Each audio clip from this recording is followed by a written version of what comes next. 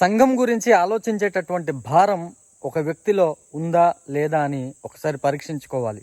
ఎందుకనంటే 2 కొరింథీయులకు రాసిన పత్రికలో 11:28లో సంఘములన్నిటిని గూర్చిన చింతయు కలదు, ఈ భారము దినదినము నాకు కలుగుచున్నది అని అంటున్నాడు ఆయన. చింత ఎప్పుడైతే సంఘం గురించి మనకు చింత ఉంటుంది, చింత ఉన్న వ్యక్తి ఎలా ఉంటాడు? తినబుద్ధి పుట్టదు, నిద్ర పట్టదు, పరిస్థితి చాలా గందరగోళంగా ఉంటుంది. ఎల్లప్పుడూ దాని గురించి ఆలోచిస్తుంటాం ఎప్పుడు చింత ఉన్నప్పుడు. మరి ప్రతిరోజు దినదినం అంటే ప్రతిరోజు నాకు ఈ భారం కలుగుతుంది అని అపోస్తలుడైన పౌలు అంటున్నారు. మరి ప్రతిరోజు మనం సంఘం గురించి ఆలోచిస్తున్నామా?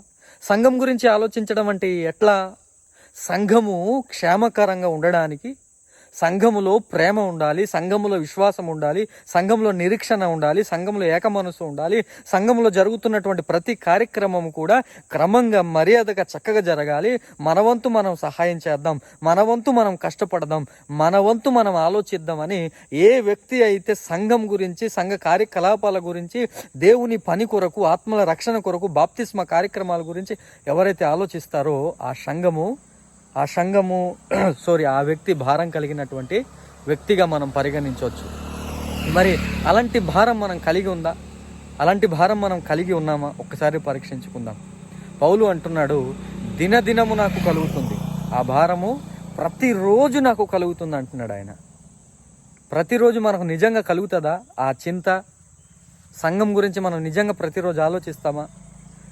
అసలు దేని గురించి ఆయన ఆలోచించలేదు ఎక్కువగా అనుకుంటే, ఈ లోక సంబంధమైనటువంటి పనుల గురించి, తిండి గురించి, కట్టుకునే బట్టల గురించి, బ్రతకడం గురించి, ఆస్తులు సంపాదించడం గురించి, ధనవంతుడు అవ్వడం గురించి, ఏదో ఉద్యోగం సంపాదించడం గురించి, అధికారిగా బ్రతకడం గురించి, ఏదో హోదాను సంపాదించడం గురించి ఆయన ఆలోచించలేదు.